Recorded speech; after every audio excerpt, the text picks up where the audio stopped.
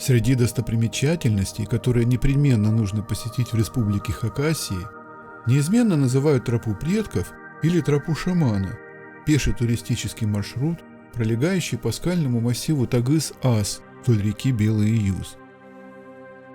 Расположена тропа предков в Ширинском районе возле села Ефремкино примерно в 240 километрах от города Абакана. В середине сентября, когда в Хакасии золотая осень, мне довелось пройти по этому поистине незабываемому маршруту.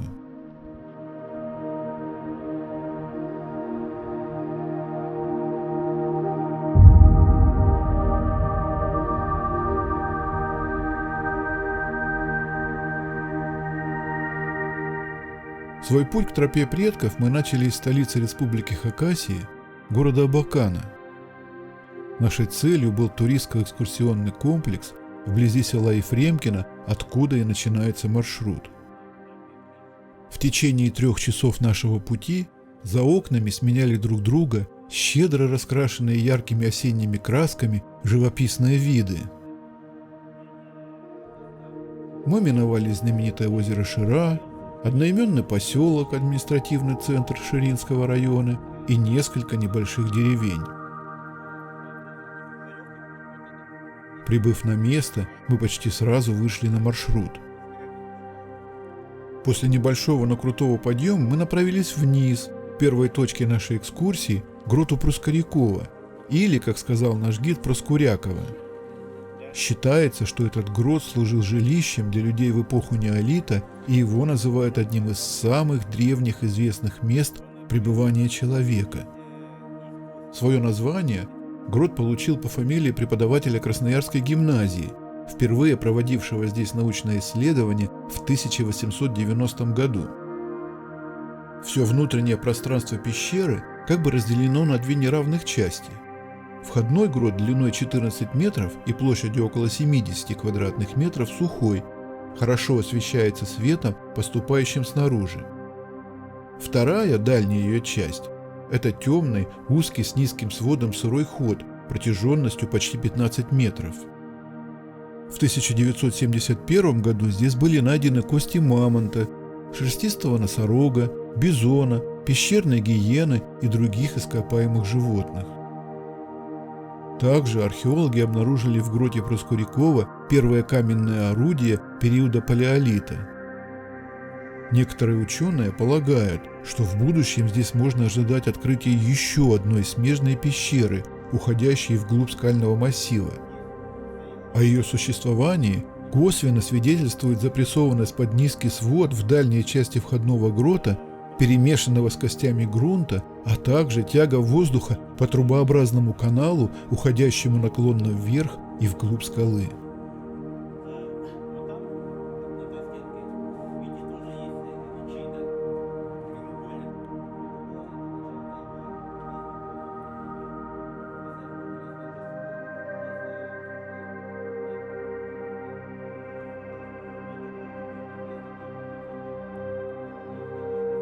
На стенках грота обнаружены частично сохранившиеся рисунки, сделанные охрой, датируемые 2-м тысячелетием до нашей эры.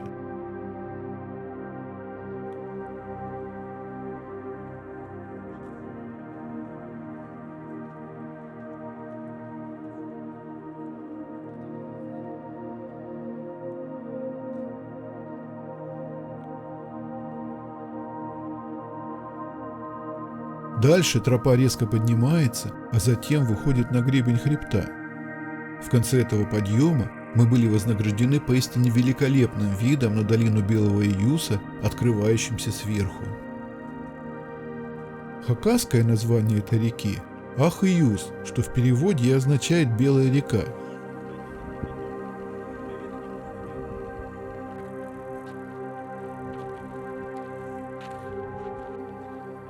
Конечно, дивная красота этого благословенного места более чем впечатляет, а щедрые осенние краски делают ее просто фантастической.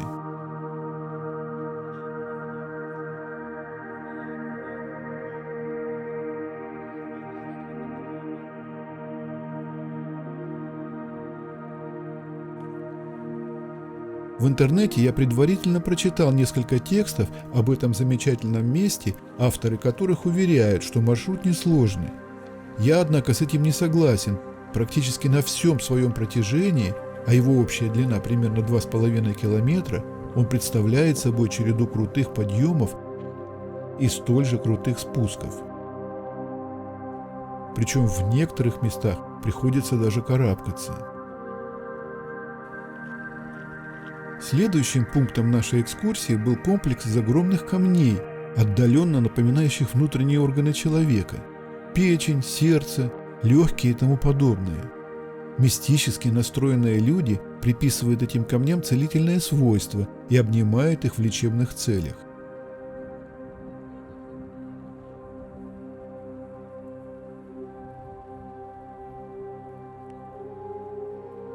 Древнее название скального массива Тагыс-Ас означает «9 ртов».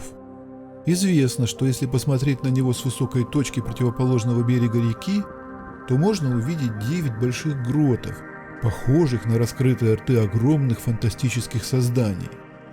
Второе название этого места, тропа шаманов, создает вокруг него своеобразный мистический ореол. Как утверждает туристический путеводитель, по древним преданиям эти места служили ритуальным местом для местных шаманов. Также тропу предков называют местом силы, вследствие чего она стала объектом повышенного интереса для мистически настроенных людей, или, как их называют здесь, эзотериков. Эзотерики приезжают сюда, чтобы заряжаться энергией этого уникального места, лечиться, пытаться ощутить связь с природой, древними духами и богами, а также, чтобы выполнять различные психические практики. Кто-то из эзотериков выложил возле тропы спирали из камней. В народе ходят рассказы о том, как проходить эти лабиринты, чтобы почистить карму.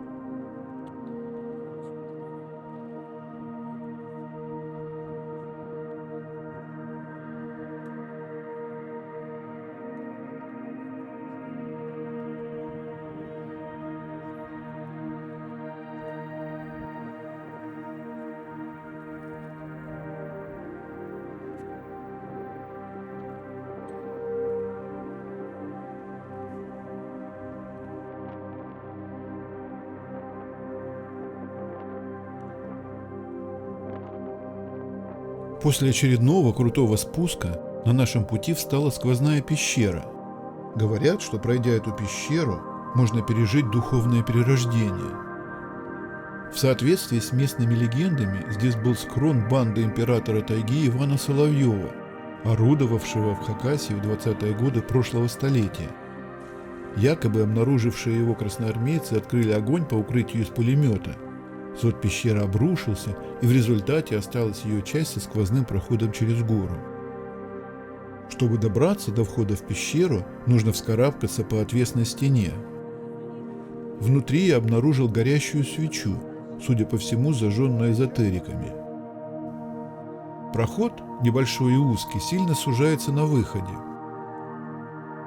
Те, кому духовное перерождение не требуется, могут обойти пещеру по тропе, ведущей по низу скалы.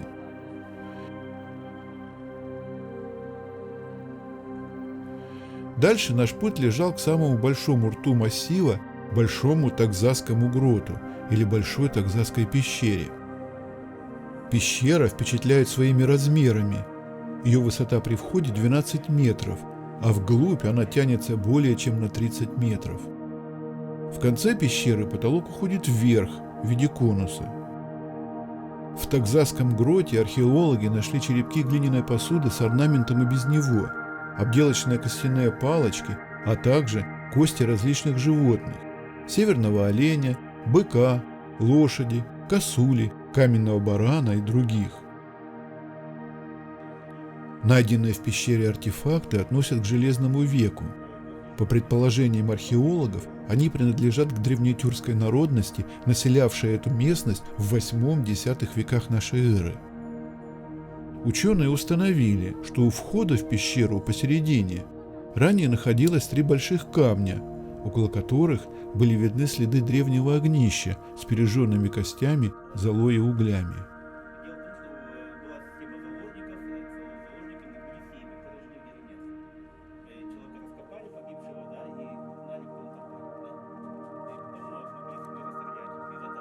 На ее восточной стене вблизи входа сохранились древние рунические тюркские надписи.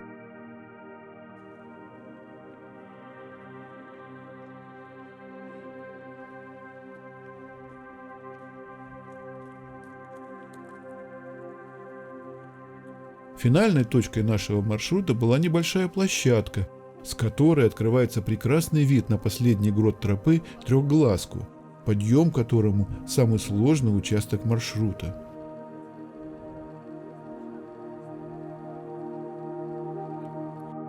Мы, однако, как и большинство присутствовавших, к этому гроту не пошли, ограничившись созерцанием его издалека. После недолгого привала с перекусом мы тем же путем направились обратно.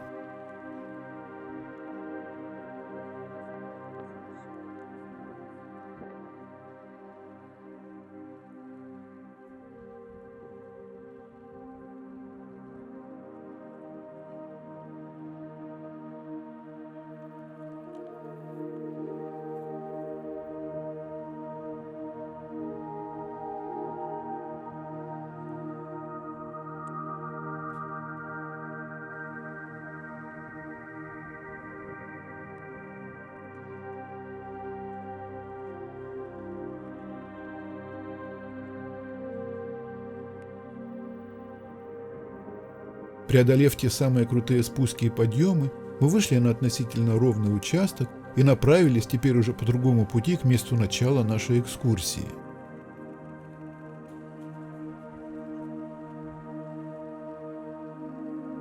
По дороге дополнительным бонусом для нас была неспешная, практически медитативная прогулка по щедро раскрашенному яркими осенними красками живописному лесу.